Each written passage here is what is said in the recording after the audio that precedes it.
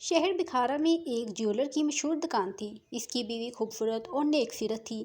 ایک سکا پانی لانے والا اس کے گھر 30 سال تک پانی لاتا رہا۔ بہت بااعتماد شخص تھا۔ ایک دن اسی سکا نے پانی ڈالنے کے بعد اس جیولر کی بیوی کا ہاتھ پکڑ کر اسے دبایا اور چلا گیا۔ عورت بہت غمزدہ ہوئی کہ اتنی مدت کے اعتماد کو ٹھیس پہنچی۔ اس کی آنکھوں سے آنسو بہنے لگے۔ اسی دوران جیولر کھانا کھانے کے لیے گھر آیا تو اس نے بیوی کو روتے ہوئے دیکھا۔ پوچھنے پر صورتحال کی خبر ہوئی تو جیولر کی آنکھوں میں آنسو آ گئے۔ بیوی نے پوچھا، کیا ہوا؟ جیولر نے بتایا کہ آج ایک عورت زیور خریدنے آئی تھی۔ جب میں نے اسے زیور دینے لگا تو اس کا خوبصورت ہاتھ مجھے پسند آیا۔ میں نے اس اجنبیہ کے ہاتھ کو شہوت کے ساتھ دبایا۔ یہ میرے اوپر قرض ہو گیا تھا، لہٰذا سکا نے تمہارے ہاتھ کو دبا کر وہ قرض چکا دیا۔ میں تمہارے سامنے سچی توبہ کرتا ہوں کہ آئندہ کبھی ایسا نہیں کروں گا۔ البتہ مجھے ضرور بتانا کہ سکا تمہارے ساتھ کیا معاملہ کرتا ہے۔ دوسرے دن سکا پانی ڈالنے کے لیے آیا تو اس نے جیولر کی بیوی سے کہا کہ میں بہت شرمندہ ہوں۔ کل مجھے شیطان نے ورگلا کر برا کام کروا دیا۔ میں نے سچی توبہ کر لی ہے۔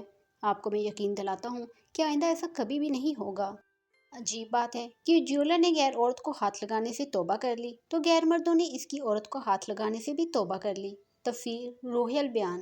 ایک بادشاہ کے سامنے کسی عالم نے یہ مسئلہ بیان کیا کہ زانی کے عمل کا قرض اس کی اولاد یا اس کے اہل خانہ میں سے کسی نہ کسی کو چکانا پڑتا ہے۔ اس بادشاہ نے سوچا کہ میں اس کا تجربہ کرتا ہوں۔ اس کی بیٹی حسن و جمال میں بے مثال تھی۔ اس نے شہزادی کو بلا کر کہا کہ عام سادہ کپڑا پہن کر اکیلی بازار میں جاؤ، اپنے چہرے کو کھلا رکھو اور لوگ تمہارے ساتھ جو معاملہ کریں وہ ہو بہو آ کر مجھے بتا دینا۔ شہزادی نے بازار کا چکر لگایا مگر جو غیر محرم شخص اس کی طرف دیکھتا وہ شرم و حیا سے نگاہیں جھکا لیتا۔ کسی مرد نے اس شہزادی کی حسن و جمال کی طرف دھیان ہی نہیں دیا۔